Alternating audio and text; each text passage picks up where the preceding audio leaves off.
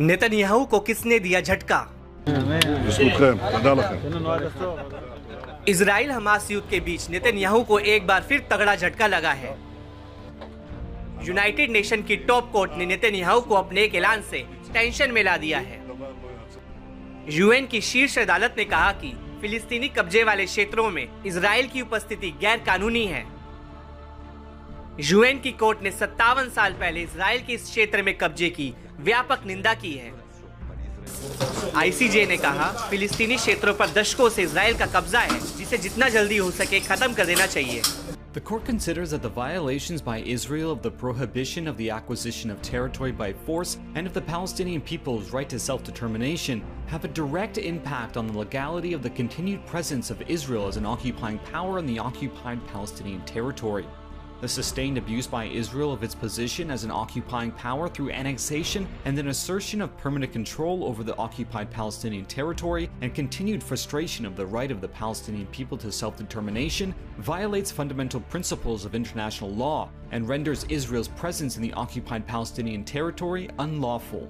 With regard to the court's finding that Israel's continued presence in the occupied Palestinian territory is illegal, the court considers that such presence constitutes a wrongful act entailing its international responsibility. It is a wrongful act of a continuing character, which has been brought about by Israel's violations through its policies and practices of the prohibition of the acquisition of territory by force and the right to self-determination of the Palestinian people. Consequently, Israel has an obligation to bring an end to its presence in the occupied Palestinian territory as rapidly as possible.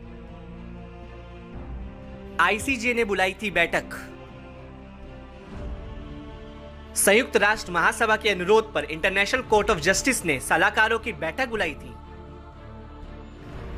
संयुक्त राष्ट्र महासभा ने Israel की कब्जे की नीतियों पर भी कानूनी स्पष्टता मांगी थी। आईसीजे के प्रेसिडेंट और जज ने कहा कि इजराइल की फिलिस्तीनी क्षेत्रों में उपस्थिति पूरी तरह अवैध है। नेतन्याहू ने दी प्रतिक्रिया। इजराइल के प्रधानमंत्री बेंजामिन नेतन्याहू ने भी अंतर्राष्ट्रीय न्यायालय के फैसले पर प्रतिक्रिया दी। प्रधानमंत्री नेतन्याहू ने आईसीजे की राय को झूठ का फैसला बताते हुए सिरे से खारिज कर दिया।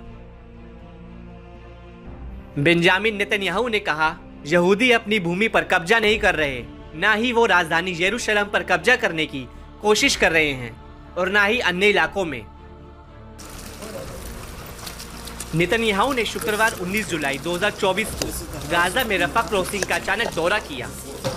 नेतन्याहू ने पूरे गाजा मिस्र सीमा पर इजराइल के नियंत्रण को बनाए रखने की बात कही। नेतन्याहू ने कहा कि युद्ध विराम समझौता होने के बाद भी रफा क्रॉसिंग पर इजराइल का नियंत्रण रहेगा। हेग में झूठ का कोई भी फैसला सत्य को नहीं झुठला सकता और इजरायली बस्तियों की वैधता पर भी विवाद संभव नहीं। वहीं इंटरनेशनल कोर्ट ऑफ जस्टिस के अधिकांश वक्ताओं ने इजराइल से कब्जे को समाप्त करने का आग्रह करते हुए खतरे की चेतावनी दी।